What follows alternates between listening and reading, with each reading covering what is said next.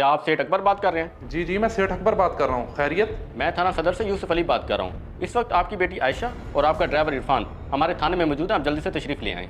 मैं अभी आ रहा हूँ।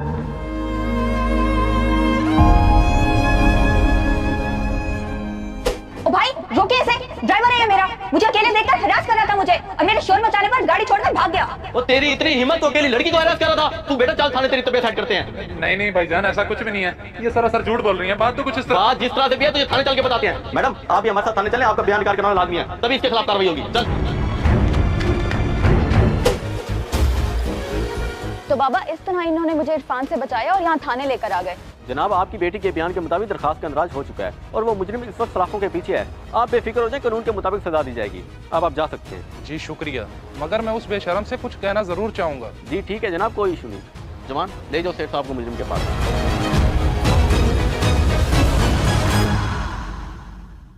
बेशरम आदमी, बहुत बुरा अंजाम होगा तेरा। तेरी वजह से मेरी बेटी की आंखों में आंसू आए हैं। सारी उम्र जेल में सड़ेगा।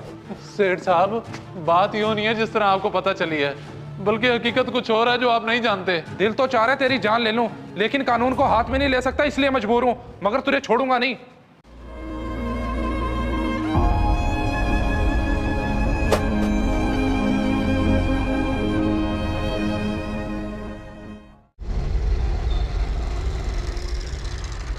हाँ भाईजान, क्या बात है, यहाँ क्यों रुके हो? आप ये इरफान ड्राइवर के मजदूर भाई हैं क्या? ये सेठ अकबर साहब की कोठी है, ये उनसे मिलना चाहते हैं। बेचारे बहुत परेशान हैं। लेकिन इरफान तो 2 दिन से यहाँ नहीं है। रुको मैं पता करके बताता हूँ।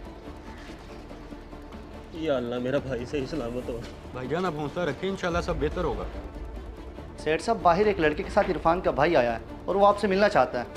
तुम चलो, मैं आता हूँ। जी ठीक।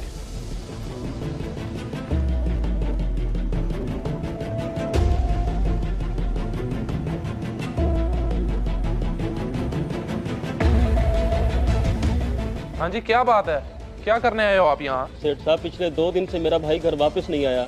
मैं एक मजदूर आदमी हूँ। मैं और मेरी माँ उसी के सहारे जिंदा है और उसी की तनख्वाह से हमारे घर का निजाम चलता है। अब तुम लोग भूखे ही मरोगे और वो जेल में सड़ेगा, क्योंकि तुम्हारे मरने से पहले वो नहीं लौटने वाला। क्या मेरा भाई जेल में है? सेठ साहब, ये आप क्या कह रहे हैं? कौन सा गलत काम किया मेरे भाई ने? आपको जरूर को गलत फहमी हुई है। तेरे उस बेगैरत भाई ने जो घटिया हरकत की है ना, अगर तू भी सुन ले तो शर्म से मर जाएगा। उस बेगैरत ने मेरी बेटी पे गंदी नजर रखी हुई थी, इसलिए मैंने उसे पुलिस के हवाले कर दिया। क्या मेरे भाई ने ये हरकत की है? सेठ साहब, मैं मजदूर आदमी आपसे हाथ जोड़कर माफी मांगता हूँ। मेरे भाई को माफ कर दें, उसके बगैर हमारा कोई सहारा नहीं है। सेठ साहब जस्ट शट अप। गार्ड खड़े, मेरा मुंह क्या देख रहे हो? दूर करो इन्हें मेरी नजरों से। ओ भाई जाओ यहाँ से, चलो। ओ जाओ भाई, मुंह क्या देख रहे हो मेरा? जाओ यहाँ से।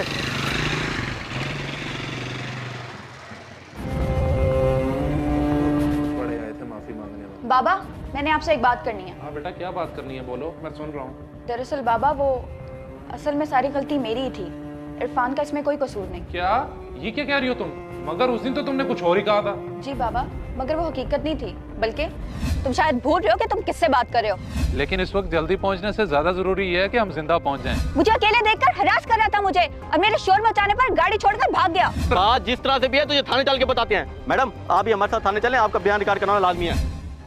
और आज मुझे उस माजूर भाई को देखकर अपनी गलती का एहसास हुआ है। अब मैं तुम्हें क्या कहूँ? बहुत गलत किया तुमने। अब मुझे ही कुछ करना होगा।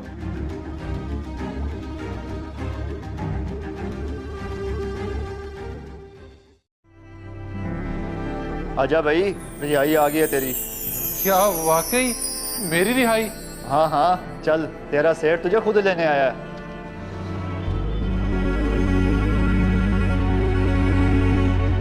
इरफान, मैं कुछ बोलने के काबिल नहीं हूँ।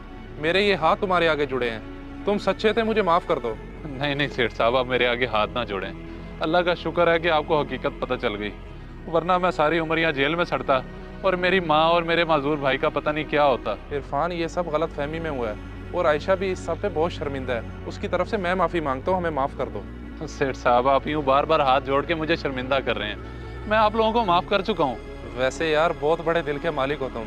चलो आओ, अब मैं तुम्हें तुम्हारे घर छोड़ दूँ, क्योंकि तुम्हारा भाई बहुत परेशान है। किसी मजबूत पहाड़ का इतना बोझ नहीं होता जितना बेकसूर पर तोहमत लगाने का होता है।